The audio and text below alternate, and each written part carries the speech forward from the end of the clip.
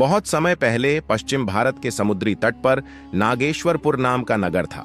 वहां का शासक राजा पृथ्वीसेन सोने चांदी का दीवाना था।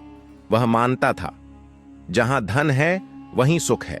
उसका छोटा पुत्र अनिरुद्ध बिल्कुल विपरीत स्वभाव का था। कोमल हृदय, विनम्र और उत्सुक। उसे सितारों से बातें करना और चांद को निहारना अच्छा लगता था। एक दिन राजा ने कठोर स्वर में कहा, अनिरुद्ध, समुद्र के उस पार एक रहस्यमयी द्वीप है जहां चांद धूल नामक धातु मिलती है। वही हमें सबसे धनी बनाएगी। जा, उस धातु को लेकर आ। अनिरुद्ध ने आज्ञा मान ली। हालांकि उसका मन धन में नहीं था, बल्कि यात्रा में छिपे रहस्य में था। कई सप्ताह तक जहाज तूफानों से लड़ता रहा। अंत में एक काले बादलों से ढका द्वीप दिखाई दिया। रात द्वीप किनारे पर उतरे नौकर भयभीत होकर फुसफुसाए, यहां हवा भी मृत लगती है। और रात होते ही सभी नौकर सौ डरकर भाग गए। अनिरुद्ध अकेला रह गया, पर उसने हिम्मत नहीं छोड़ी। द्वीप के बीचों बीच एक चमकता हुआ चांदी जैसा जंगल था। पत्तियां अंधेरी थीं, पर भीतर चांद सा प्रकाश धड़क रहा था। पेड़ों पर न फलों की सुगंध थी, न पक्षियों की ध्वनि, बस धातु सी खनखनाहट। अचानक सामने से एक पारदर्शी चांदी का भेड़िया निकल आया। उसकी आंखें नील प्रकाश से चमक रही थीं। अनिरुद्ध पीछे हट ही रहा था कि उसने देखा, पास ही एक हिरनी कांटों में बुरी तरह उलझी थी। भेड़िया गुर्राया, छूना मत, यह जंगल दया को निगल जाता है।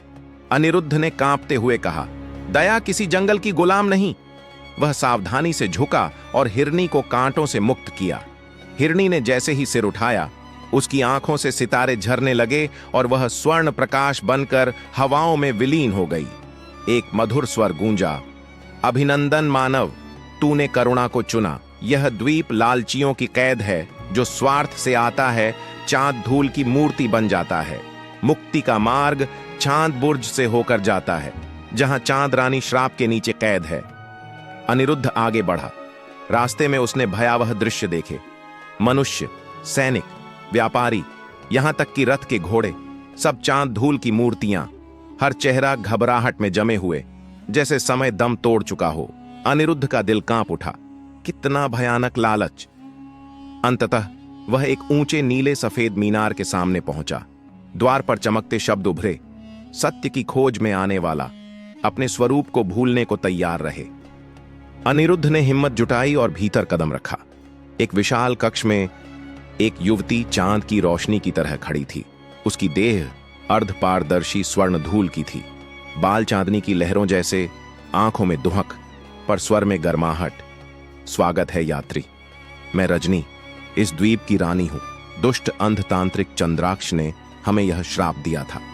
हमारे राजा, मेरे पिता, आसमान की चांद पीठ पर कैद हैं और उनकी धड़कन इस बुर्ज की गहराई में बंद है। अनिरुद्ध चौंका। धड़कन? रजनी ने सिर झुकाया।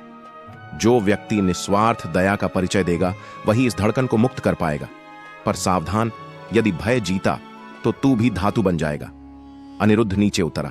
अंधेरा, बंद कमरों में आत्माओं की तरह चमकते चेहरों की झलक। एक कमरे में लाल चमकता जीवित हृदय जैसे किसी पत्थर के घेरे में बंद एक आवाज आई, मानव, मुझे छू, पर मोह मत पालना, यहां धोखा तुम्हारे रक्त में घुस जाएगा। रजनी दौड़ कर आई। मत करो, तुम्हारा भाव ही इस राज्य का भाग्य तय करेगा। अनिरुद्ध बोला, जहां डर हो वहां दया अधूरी है। वह आगे बढ़ा और अपने हाथ पर कट लगाकर अपने रक्त की एक बूंद हृदय पर रख दी। अचानक पूरा बुर्ज कांप उठा। तेज प्रकाश फैलने लगा। धड़कन मुक्त हुई और आसमान में फटी बादलों की चादर छांद पीठ पर सोया राजा मानव रूप में लौट आया।